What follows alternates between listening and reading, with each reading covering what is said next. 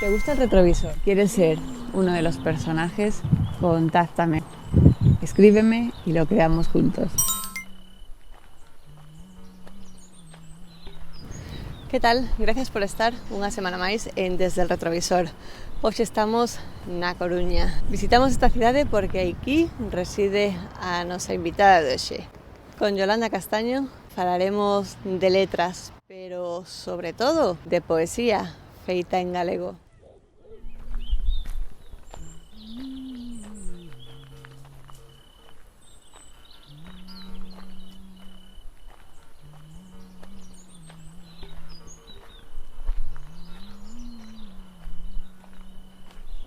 Onde estamos concretamente? Pois estamos no Fórum Metropolitano, aquí no Parque Europa, no corazón do barrio dos Catro Camiños, nesta cidade que, como sabes, habito dende hai un montón de anos, máis de 30 xa, pero moi ben acollida. Para unha santiaguesa estar na Coruña tamén é como estar na casa.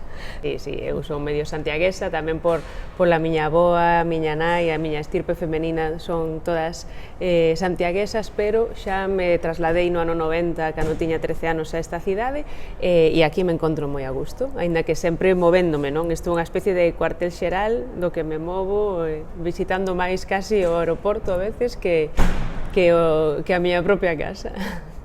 Sí, porque as letras de Yolanda Castaño viaxan e se traducen. A moitas linguas, claro que sí, eu estou moi orgullosa de escribir en galego, como ti ben sabes, de sempre, pero tamén moi contenta de poder traducir a outras linguas, porque a traducción é tamén, pois, non sei, o idioma deste continente, polo menos, no que tantas linguas se falan, para min non é ningún mal necesario, ninguna traición, nin nada parecido. Para min a traducción é unha ponte que nos conecta con outros, é un orgullo poder estar traducida a cantas máis linguas, pero tamén facer soar e escribir que a cabeza ben alta no meu galego. Claro, viaxando polo mundo en galego teño comprobado pois o enorme interese e a curiosidade intelectual e o agarimo e a proximidade coa que se achegan en lugares moi afastados á nosa lingua. Que é ben importante, non? Tamén darlle ese recoñecemento e merecemento do propio galego, da propia lingua, non? Que a veces parece que queda no olvido e tampouco é así. Claro, para a poesía, para a literatura, a lingua é como material, é como para un pintor, unha pintora, pois falar da acuarela ou do óleo, así que pois é parte da constitución, no? Parte da forma desa arte, desa beleza.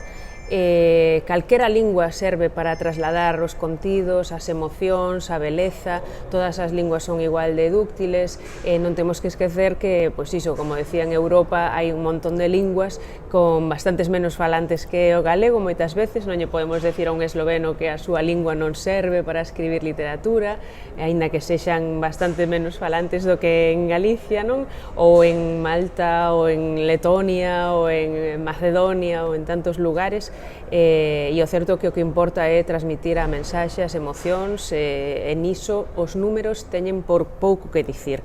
A lei do máis forte, a lei da selva, a lei das linguas máis faladas, non importa, non é mellor autor ou mellor poeta aquela que escribe nunha lingua de maior número de falantes, porque o faga en chinés ou o faga en inglés, senón aquela que é capaz de transmitir os seus contidos e as súas emocións con maior honestidade, maior ambición creativa e maior beleza. Que sintes ti cando escribes? Para min é un momento de plenitude, non sempre podo encontrar momentos porque tamén hai que sobrevivir, e mesmo as que vivimos da literatura temos que facer un montón de cousas que teñen que ver ca literatura, pero que non son propiamente creación a veces, non? Pero ese momento no que te visitan as musas, non? Porque o resto do tempo estás aí como alerta, como expectante, pero cando por fin hai ese momento para escribir, para trasladar eses contidos a a páxina en blanco é un momento de plenitude, mesmo na búsqueda, porque non é doado, non é chegar a encher, moitas veces leva moito tempo, moita pescuda, moita exploración e algunha que outra metedura de pata, pero eses achados son os máis proveitosos, non? Nos que ao final consegues expresar aquilo que querías decir. Para mí é un momento dunha felicidade que non se compara a nada. Cando remato un libro, por exemplo, claro, síntome tan plena que non me importa nada, cruzo as estradas sin mirar porque me sinto enormemente plena. Maravilla. Si todavía no estás suscrito al canal, te animo a que seas parte de esta comunidad y también a que lo compartas. Si Yolanda Castaño non escribise poesía, en que ocuparía o seu tempo? Guau, que pregunta. Claro, como me concibo tan escribindo dende que teño uso de razón, como me recordo poeta dende que tiña 7 anos, casi non son capaz de concebirme facendo ningunha outra cousa. Bueno, supoño que sería algo que tería que ver coa comunicación, sabes que é algo que me fascina, de feito eu sempre penso que a comunicación está detrás tanto da páxina dun poemario como nun formato como a este, como na televisión, como nos medios, non? O que tratamos todos e todas, ti máis eu, Asun, é de comunicar, non? De expresarnos e de chegar a outro, a outra, así que supoño que sería algo que tería que ver igualmente ca comunicación, aínda que unha comunicación distinta, ou comportaría o tema das viaxes, porque tamén viaxar é algo que me apaixona, por suposto, explorar outras culturas, outras maneiras de ver o mundo, así que supoño que iría algo por aí. É que de feito vemos que ás veces non escribe, aparentemente, pero non paras de facer cousas ou de estar metida. De feito, non hai moito que víamos que estabas mergullada lá por Lugo, por a zona de Lugo, escribindo. Cando sacas tempo, se non é así, neses retiros me refiro, se non para escribir, como fas? Claro, esa é a clave, precisamente, non? Quen estamos vivindo da literatura non estamos todo o tempo só escribindo, igual que os músicos, as persoas que se dedican á música non están todo o tempo compoñendo, tamén están facendo concertos e outras colaboracións que lles permiten vivir da música. E para nós vivir da poesía, vivir da literatura é tamén dar recitais, dar charlas, movernos polo mundo levando a nosa poesía, non estamos todo o tempo escribindo, pero o primeiro pode quitarnos tempo do segundo, e iso é un problema porque o noso patrimonio está formado pola nosa obra. Eu é certo que son bastante lenta escribindo e que nunca sería xa de por min unha persoa de sacar un libro ao ano, por exemplo, sería demasiado, son de períodos máis longos, pero necesito loitar por atopar ese momento no que eu me poda refuxiar nese momento de introspección, de enorme intimidade, de concentración inspirada para poder escribir. Eses tempos danmos últimamente as residencias, que son como un balón de oxígeno, unha paréntese no medio do que todas coñecemos, non? Dese bulir de traballos, de estrés, de correr de aquí e de alá, un momento no que podemos parar e encontrar un espazo, un tempo e unhas condicións de excelencia para poder afastarnos das nosas obrigas diarias, tamén das nosas distraccións, e podemos sentirnos escritoras 24 horas ao día, atopando o momento que dedicar por enteiro, en corpo e alma, a nosa obra de creación, as residencias literarias, as residencias creativas. Claro, é complicado, parar o mundo solo para escribir e ao mesmo tempo ter que gañarte a vida e todo iso, non? Entón, ademais, as que traballamos nas nosas casas, como somos autónomas, freelance, e todo iso, e toda esa nova realidade, non? Que moitas sufrimos, ás veces nas nosas propias casas é complicado esa concentración de orde creativa, porque os nosos despachiños, as nosas mesas están cargadas de connotacións de outro tipo, están cargadas de contidos de outro tipo, de emocións de outro tipo, ti ben sabes do que falo, non? E a veces é moito máis productivo e máis inspirador poder afastarte de todo iso, tomar unha certa distancia colocarte, sentarte nun lugar donde ás veces non tes ningún pasado, non? Que tes que como unha tábula rasa, como unha páxina en branco, e ti vas a crear un vínculo novo, unha relación nova con ese lugar, explorar quen eres ti ali, cales son as túas emocións, os teus pensamentos, as túas ideas, que é moito máis limpo, non? Como punto de partida. Ao mesmo tempo tamén é unha maneira de sacarte da túa zona de confort, que eu sigo abogando por ela, creo que sigue sendo moi interesante para as creadoras, pois non partir de fórmulas xa coñecidas, xa aprendidas, xa manidas tamén de alguna maneira e mesmo probadas, incluso aínda que sean probadas con éxito, non? Pero creo que hai que sair desa zona pois máis autocompracente e buscar cousas novas. Que naza esa residencia literaria? Sí, acertas porque, bueno, supoño que son unha das, ou a escritora galega que gozou de máis bolsas en residencia. Dende 2011 puiden gozar de oportunidades de escribir estadías creativas na illa de Rodas, en Grecia, en Múnich, en Beijing, na zona rural de Pekín, máis tarde en Escocia, máis tarde en Finlandia, tamén en Andalucía, tamén en Galicia e nos Estados Unidos. En todas elas me convencín de como de alentador e como de estimulante podía ser para unha creadora unha estancia como esa. Aquí no Estado español seguimos tendo moi poucos apoios á creación no momento do proceso creativo, no propio momento da creación.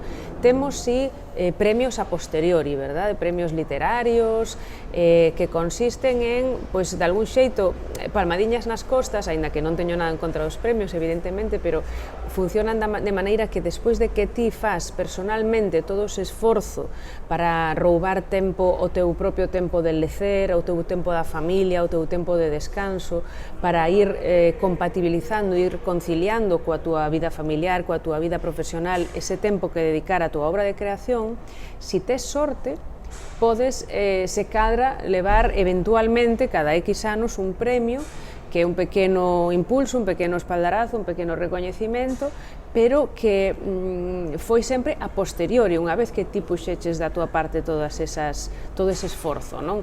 Eu creo que o cambio de paradigma debería vir de que o estímulo, o apoio e a axuda puidese vir no momento da creación, é dicir, axúdame, ponme os medios, o tempo, o espazo, as condicións para que eu poda sacar adiante a miña obra de creación, porque eu soa, que como nos encontramos as creadoras, pois cando nos enfrontamos á páxina en branco estamos moi soas, non? Despois os escritores, as escritoras, cando pasa un tempo, despois pasan a conformar un patrimonio, un legado cultural, non? Pasan a formar aquilo que se chama literatura, incluso a literatura nacional, non? De un país, pero no momento da creación están profundamente sós, profundamente soas.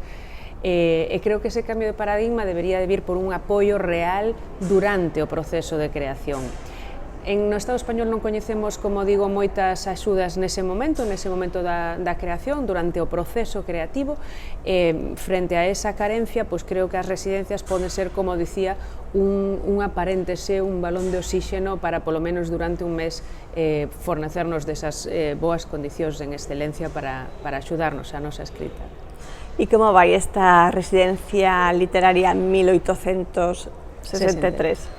Pois, como che iba contando, efectivamente, eu convencínme tanto da maravilla que eran esas residencias, da axuda real que significaron as residencias das que eu puiden gozar na miña carreira, que alberguei ese soño de algún día poder eu abrir unha residencia tamén aquí en Galicia.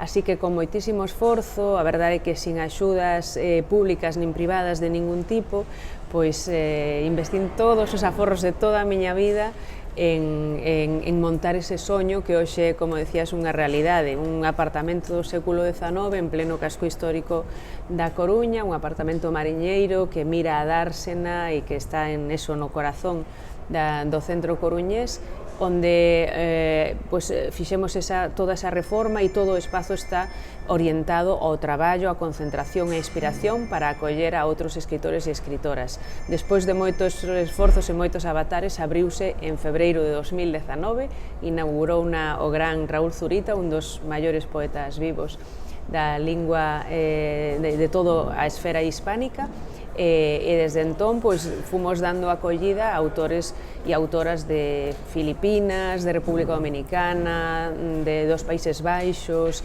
de Finlandia, de Bolivia, de Estados Unidos e de tantos lugares. Casi cada mes damos acollida a un autor ou autora de calquera xénero literario que se concentra dende a Rúa Rego de Auga e coñece un pouco da vida cultural coruñesa mentras se concentra na súa obra de creación.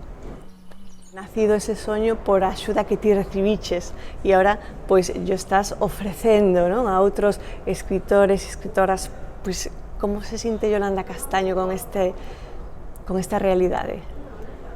Bueno, pensei que iba a ser un pouco máis doado. A verdade é que houve moitos avatares, moitas dificultades, pero tamén recoñezo que esas mesmas dificultades son as que agora me fan sentir forte, porque despois do que vimos de pasar xa non sei que máis pode pasar, solo pode ir a mellor, porque xa despois do feito de que abrísemos esta residencia, por exemplo, e recibísemos a autores e autoras como 5 ou 6 durante ese primeiro ano, desde que abrimos en febreiro de 2019, pero ao cumplir prácticamente un ano, se tivésemos que pechar as portas por unha pandemia mundial, tivésemos que pechar durante máis dun ano e soportar persoalmente os gastos da residencia sin poder ternos ingresos porque vivimos da literatura, bueno, eso foi tocar fondo, así que despois deso solo se pode mellorar, non? Xa levamos algunhas alegrías moi grandes, como por exemplo que o último premio da Unión Europea de Literatura escribiu a súa novela na Coruña, escribiu a súa novela con nós na Residencia Literaria de 1863 e para min é todo un orgullo poder contribuir porque antes que nada son autoras, son poetas, son escritoras, sentín en carne propia as dificultades de poder sacar adiante unha obra literaria, así que para min, evidentemente, faime moi feliz poder contribuir, poñer o noso grande area a que outras persoas podan sentir ese balón de oxígeno, como decía, ese alivio. Non lo poñen fácil, non? Despois, claro, os que nos poñen os obstáculos nunca saen á luz, non? Sempre parece que todo é doado, parece que todo sae así, non? Nunca ven en letra pequena, bueno, pero ollo que isto foi así de difícil sacalo adiante, non? Mesmo este formato teu nunca vai trascender todas as complicacións, todos os esforzos, ou se hoxe te encontrabas mal, que afortunadamente non é o día, ou non é o caso, pero bueno, tú ben sabes como funciona isto, non? Que se tiñas complicacións, que se tiñas dificultades familiares, que se o pasabas mal, que se te encontrabas físicamente mal, eso nunca aparece en letra pequena, non? Solo se ven os resultados, non? Pero bueno, os resultados pouco a pouco van saindo adiante e fannos sentir moi orgullosos.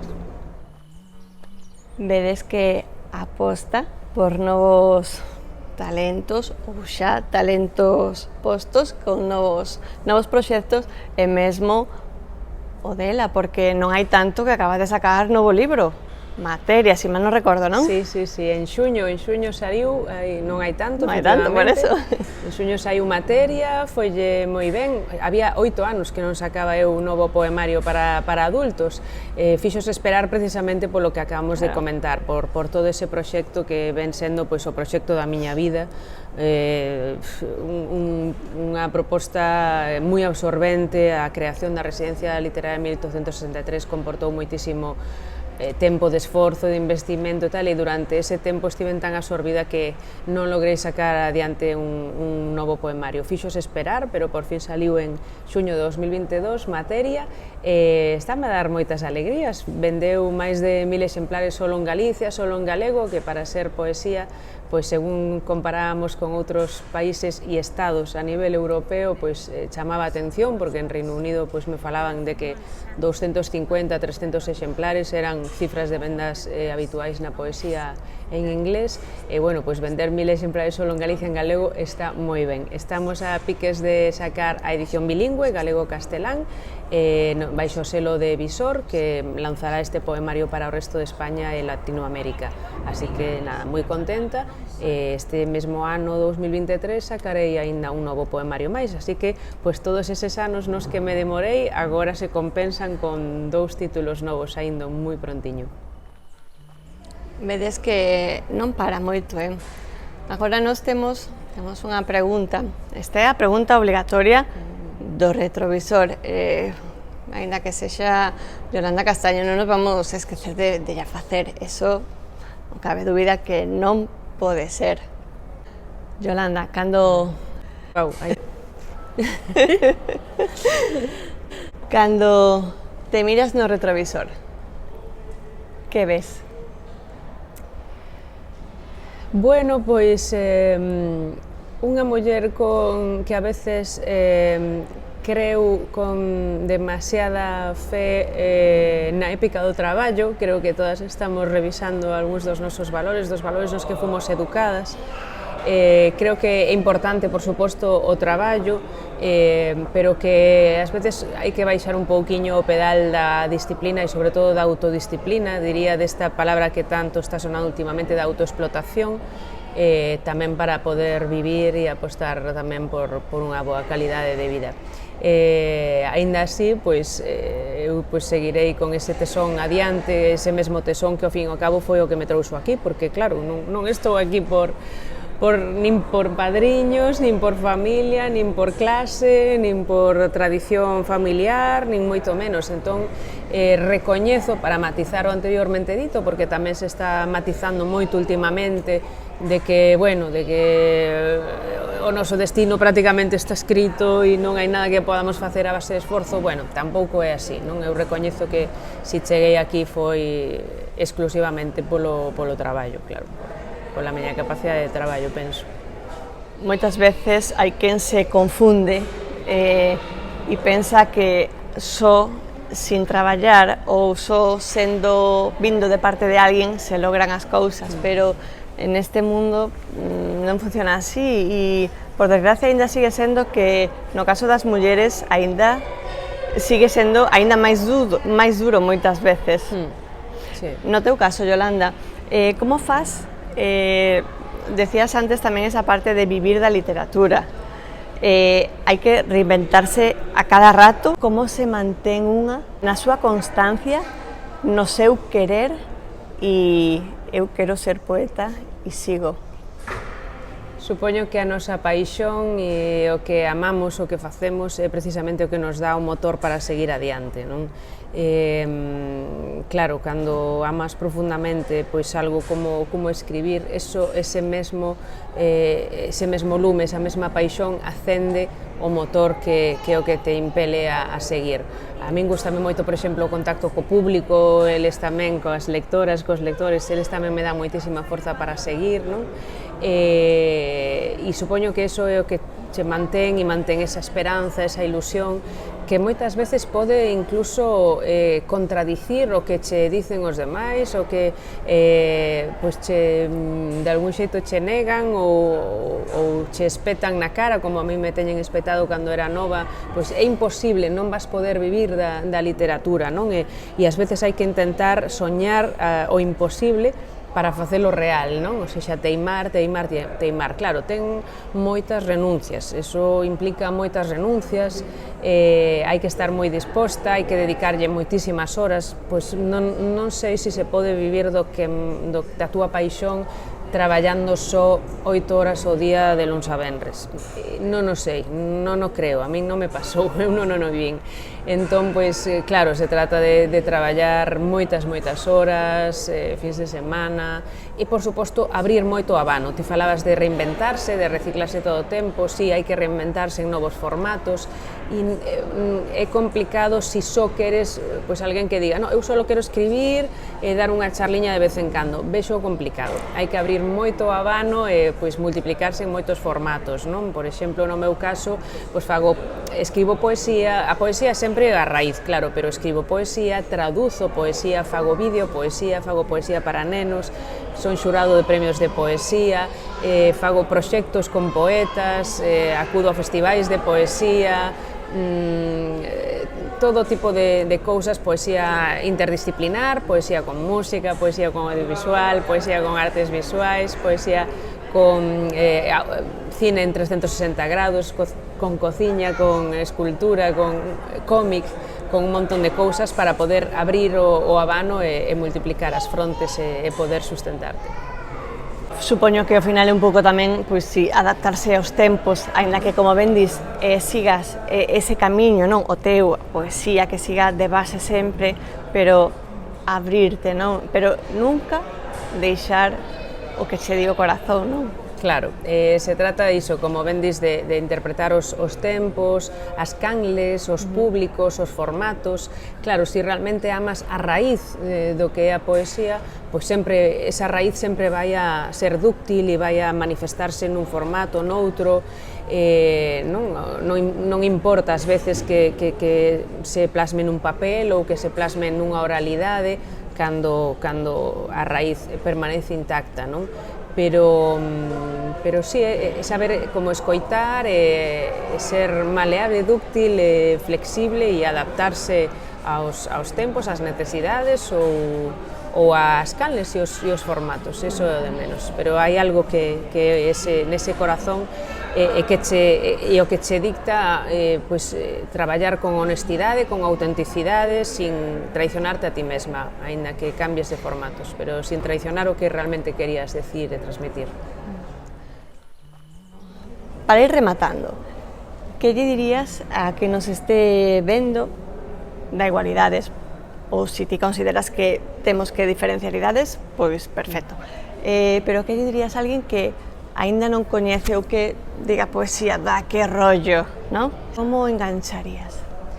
Teño escoitado moitas veces, non? E é normal porque, bueno, quizáis teña algunha crítica que facer eu tamén ao sistema educativo, a maneira na que se proxecta a poesía ou se expón a poesía con eses clásicos que a veces se nos caen das mans.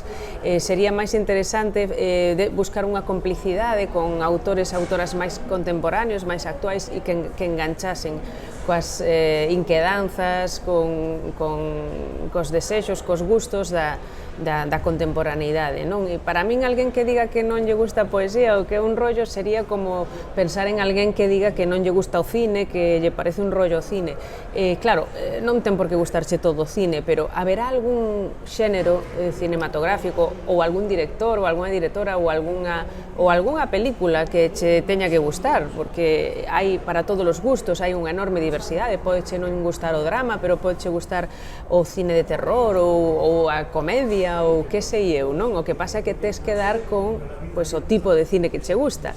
A poesía hoxe en día está nun nivel de diversidade brutal, no que tamén, quizáis non che guste a poesía rimada do século XIX, pero quizáis non atopaches a ese autor que vai enganchar contigo.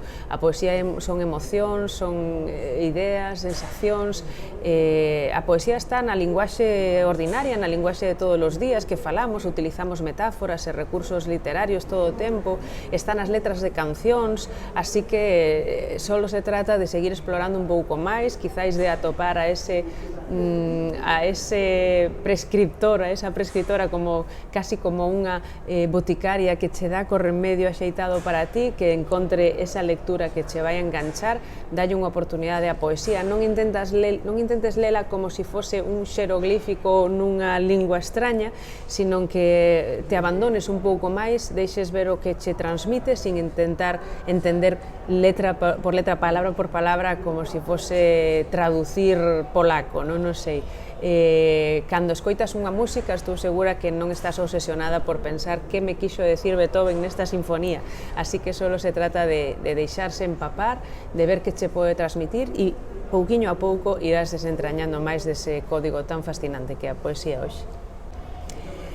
O mellor momento para escribir poesía é para min un momento no que poda alcanzar unha introspección, no que poda quedar a soas comigo mesma, cos meus pensamentos, en certo silencio, nun lugar pechado probablemente, aínda que non necesariamente, e sinta esa disposición, hai quen lle chama inspiración, non o sei, eu chamolle unha especie de disposición ou algo que se acende, unha idea, pode vir da propia linguaxe, a propia linguaxe tamén, as palabras tamén me inspiran moitas veces, ou unha idea que ven e que ás veces te colle de improviso e nese momento de intimidade e de concentración é cando xurden as palabras. Pode ser pola noite, por exemplo, pero non necesariamente, tamén pode ser en calquera momento do día.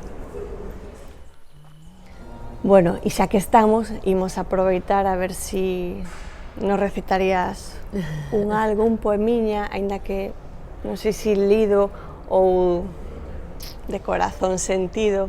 Sí, eu creo que sí, porque aínda que estamos aquí moi pertiño da zona na que eu vivo e que eu sempre frecuento, pois quedou aí fora moi pertiño o meu coche de segunda man, que é o que me leva coa miña poesía por toda a xeografía galega, por aquí e por alá.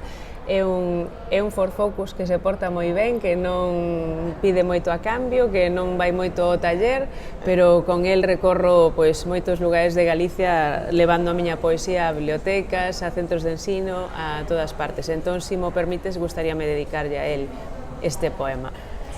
Di así: o fondo da paisaxe, a chuvia esvaece as nubes cun borrón. Esta folla de ruta milita na xograresca. Xa teño gana de partir e o meu coche é un soldado. Non vas oindo chifrar o seu cargamento sensible. As estradas comarcais parecen cadernos pautados. Gustaríame sucar os montes cun poema ao lombo como aos viaxantes. O meu coche é unha bala prateada con ritmo en vez de pólvora e eu dígolle: vamos. Xuntos atravesamos vales, barrios de funcionarios. As grandes explotacións eólicas danme ganas de loitar contra os xigantes. O meu coche máis eu entendémonos sen dicirnos nada. Flores brancas do ibuprofeno, o meu coche é un soldado e eu dígolle: vamos recitar poemas a Monforte de Lemos. E el acompasa o seu motor ao meu rexistro, repenica, badalea, aínda que teña metrofobia.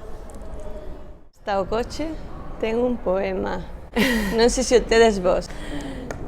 Hai que lle facer un poema ao retrovisor, Yolanda. Por lo menos, por suposto. Así que queda pendente, Non sei se queres apuntar algo máis a quen nos este vendo. Nada, moitísimas grazas, que sigas con esta serie tan interesante, tan enriquecedora, estas conversas tan próximas, ademais, sin imposturas de ningún tipo, como sempre te coñecín, sin ninguna impostura. Moitos parabéns por ela e a quen nos estea vendo, pois que se abra o mundo da poesía, o mundo da comunicación, que queda moito por dicir e por aprender.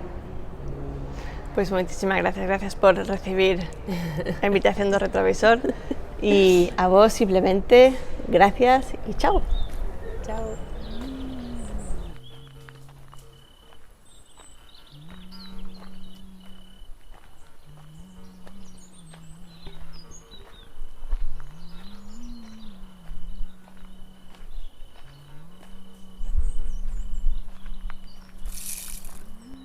A sonada desde el retrovisor. Si todavía no estás suscrito al canal, te invito a que lo hagas, que le des también a la campanilla para que te avise cuando suba un nuevo vídeo.